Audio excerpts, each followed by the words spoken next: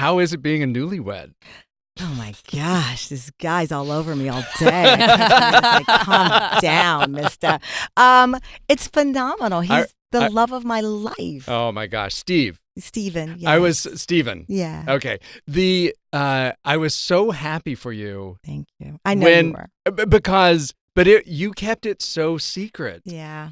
It was that hard to keep it secret? It was. You know what? I was a high-risk pregnancy. Obviously, I was 48 years old. We'd gone through multiple rounds of IVF, and I didn't want to share the news if it did not go through, And so for me, I was so worried that I wasn't going to be able to have the baby. That's all I thought about. I didn't even think about the secret part of it. Right. I just thought, man, I would wake up in the middle of the night and if anybody who's listening, when you're pregnant, I'm sure everyone goes through this where you think, oh, is everything okay? But it was every second where I was thinking, oh, is everything okay? And, you're just trying to balance the stress, but also celebrate the possibility of it happening. So by the time I was 32 weeks, it was like, okay, this is getting out of hand. I can't keep wearing these Maud moo-moos. And so I went to my doctor and I said, I know that I'm high risk, but when I remember being on the red carpet somewhere and, you take the group photo with whatever organization and someone kind of hugged me and I thought I slid over a little bit because I was like, they're going to feel it. They're going to feel it. They're going to feel it. Oh, this is crazy.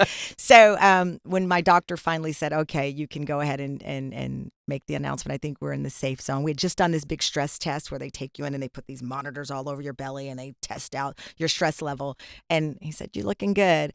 And I was like, okay, great. And I went to my husband and I said, all right, you ready? And we did this baby shark video. So it was great. And how did he feel about it suddenly because suddenly he was like 1,000% more famous than he was before. Right, yeah. To be honest with you, and obviously this is not a fair comparison, but I said to him, you should Google Oprah and Stedman and read some of the awful things over the years that he had to endure.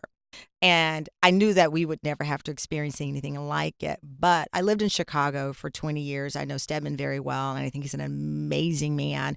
And he, to me, is like the blueprint of how to handle a significant other or spouse who's in the spotlight. He does it with such dignity. He takes the arrows, and he's there for her in every way. And for me, I said, look, we won't go through some of the stuff they went through. I assure you of that.